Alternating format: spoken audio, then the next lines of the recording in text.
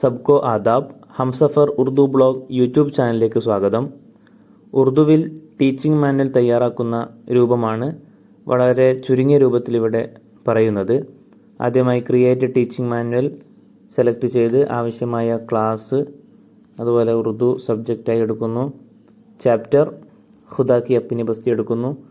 ശേഷം വരുന്ന വിൻഡോയിൽ ഇടതുഭാഗത്ത് മുകളിൽ കാണുന്ന ഏരോ മാർക്ക് ക്ലിക്ക് ചെയ്ത് ഇവിടെ നമുക്ക് ആവശ്യമായ കാര്യങ്ങളൊക്കെ ടൈപ്പ് ചെയ്യുകയാണ് വേണ്ടത്. ഇവിടെ പ്രധാനമായും പറയുന്നത് നമ്മളിവിടെ ഉറുദുവിൽ എങ്ങനെ ടൈപ്പ് ചെയ്യാം. അതിനായി പല മാർഗങ്ങളുമുണ്ട്.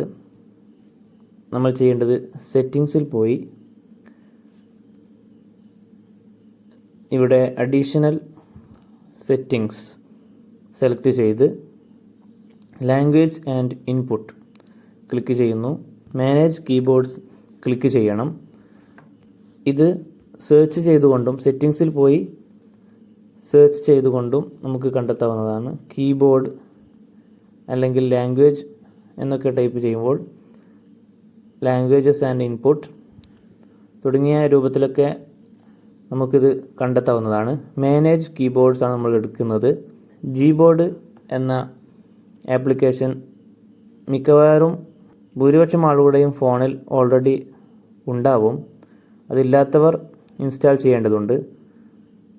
ശേഷം ഈ ഓഫ് എന്നുള്ള അവിടെ ക്ലിക്ക് ചെയ്ത് ജീബോർഡ് ഓൺ ചെയ്യണം. ശേഷം ജീബോർഡിൽ ക്ലിക്ക് ചെയ്യുന്നു. നമുക്ക് ആവശ്യമുള്ള ലാംഗ്വേജ് അവിടെ നിന്ന് നമ്മൾ സെലക്ട് ചെയ്യണം. ആഡ് കീബോർഡ്സ് സെലക്ട് ചെയ്യുന്നു. ശേഷം ഉറുദു എന്ന് ടൈപ്പ് ചെയ്ത് കൊടുക്കുക. ഉറുദു ഭാരത് എന്നെഴുതി അവിടെ ക്ലിക്ക് ചെയ്യുന്നു. ശേഷം ABC ഉറുദു ആദ്യത്തിൽ കാണുന്ന ABC ഉറുദു എന്നുള്ള അത് സെലക്ട് ചെയ്ത്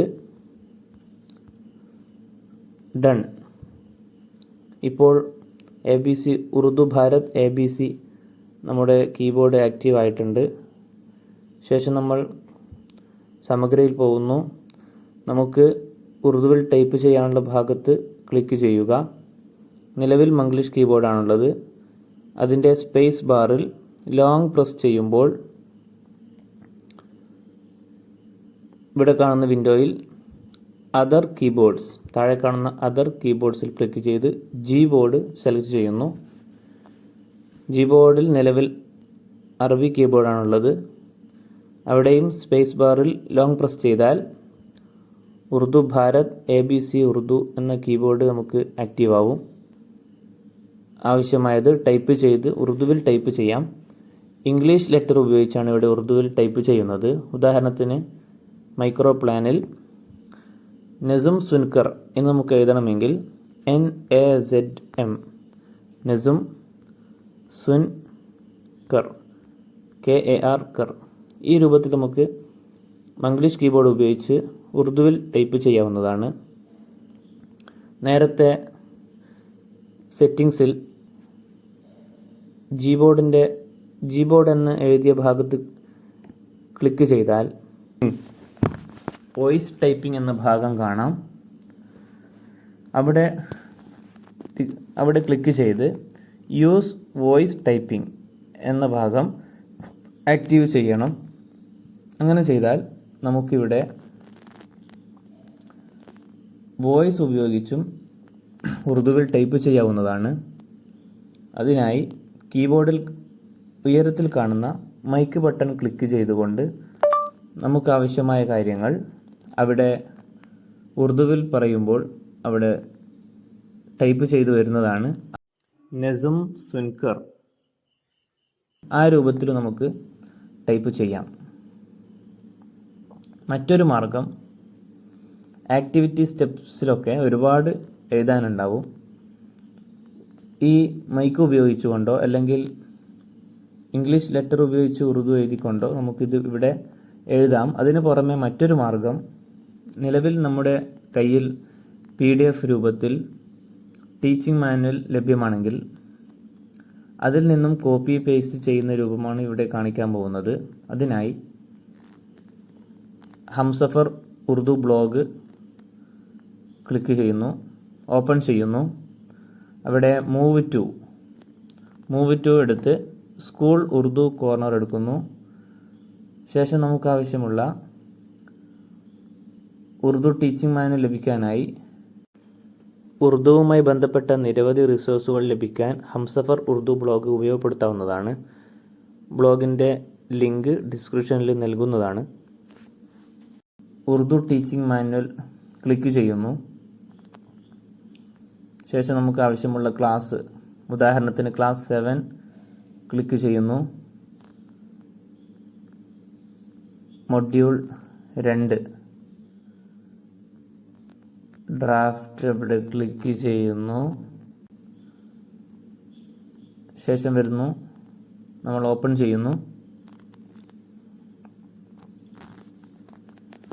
നമുക്ക് ആവശ്യമുള്ള ഭാഗം സമഗ്രയിൽ ടൈപ്പ് ചെയ്യാൻ വേണ്ടി നമ്മൾ ഈ ഭാഗം സ്ക്രീൻഷോട്ട് എടുക്കുന്നു.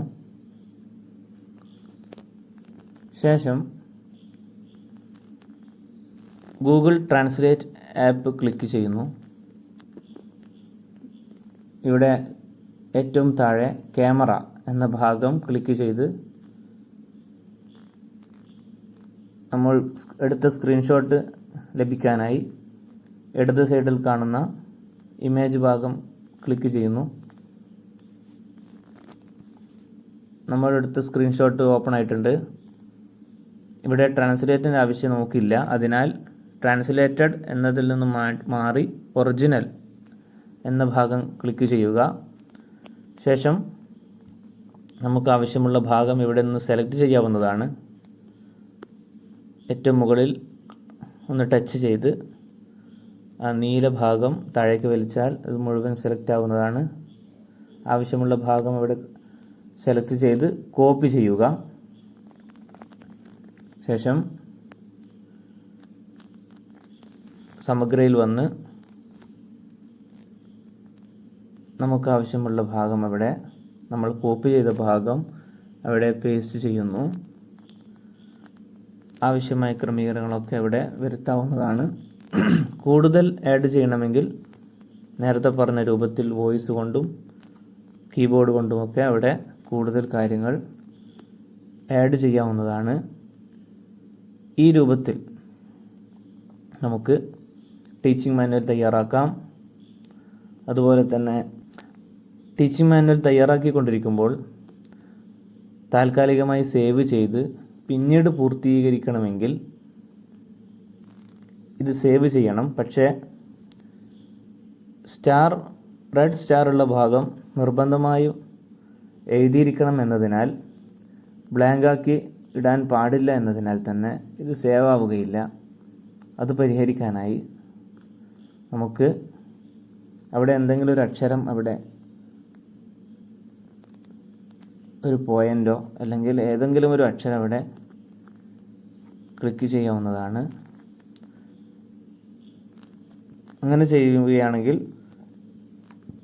നമുക്ക് ഇത് സേവ് ചെയ്ത് വെക്കാവുന്നതാണ്. താൽക്കാലികമായി അവിടെ സേവ് ആയിട്ടുണ്ട്.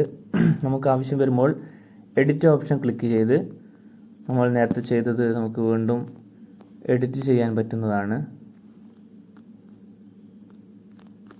ഇത്രയും കാര്യങ്ങൾ ശ്രദ്ധിച്ചാൽ തന്നെ നമുക്ക് ഉറുദുവിൽ തന്നെ ടൈപ്പ് ചെയ്ത് TM തയ്യാറാക്കാൻ പറ്റുന്നതാണ്. Thank you.